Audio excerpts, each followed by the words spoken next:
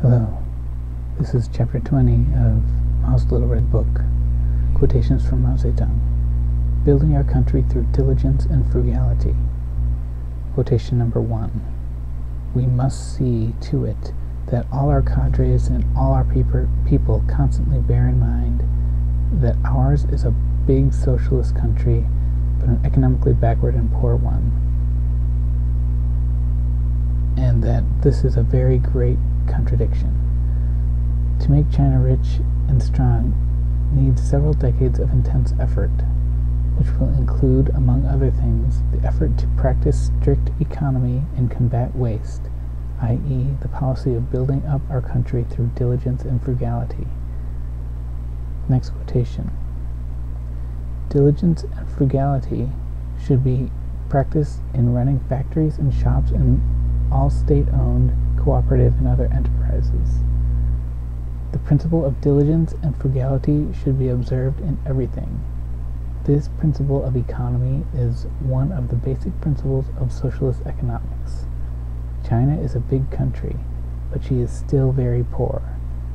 It will take several decades to make China prosperous. Even then, it will still have to observe the principle of diligence and frugality, but it is in the coming few decades, during the present series of 5-year plans, that we must particularly advocate diligence and frugality, that we must pay special attention to economy. Next quotation. Wherever we happen to be, we must treasure our manpower and material resources, and must not take a short view and indulge in the wastefulness and extravagance. Wherever we are, from the very first year of our work, we must bear in mind the many years to come, the protracted war that must be maintained, the counteroffensive, and the work of reconstruction after the enemy's expulsion. On the one hand, never be wasted or extravagant. On the other, actively expand production. Previously, in some places, people suffered a great deal because they did not take the long view and neglected economy in manpower and material resources and the expansion of production. The lesson is there, and attention must be called to it. Next quotation.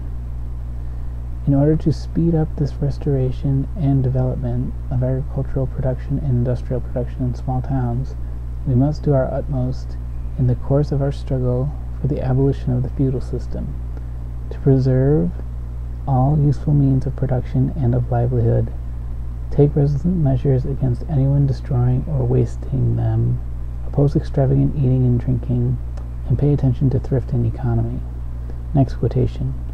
Thrift should be the guiding principle in our government expenditure. It should be made clear to all government workers that corruption and waste are very great crimes. Our campaign against corruption and waste have already achieved some results, but further efforts are required. Our system of accounting must be guided by the principle of saving every copper for the war effort, for the revolutionary cause, and for our economic construction. Next quotation. A dangerous tendency has shown itself of late among many of our personnel, an unwillingness to share the joys and hardships of the masses, a concern for personal fame and gain. This is very bad. Our way of overcoming it is to simplify our organizations in the course of our campaign, to increase production and practice economy, and to transfer cadres to lower levels so that a considerable number will return to productive work. Next quotation. Production by the Army is its own support and has not only improved the Army's living conditions and lightened the burden on the people, thereby making it possible further to expand the Army. In addition, it has had many immediate side effects. They are as follows. 1. Improved relations between officers and men. Officers and men work together in production and become like brothers. 2. Better attitude to labor. Since the Army began to produce for its own support, the attitude to labor has has improved and loafer ways have been overcome. 3.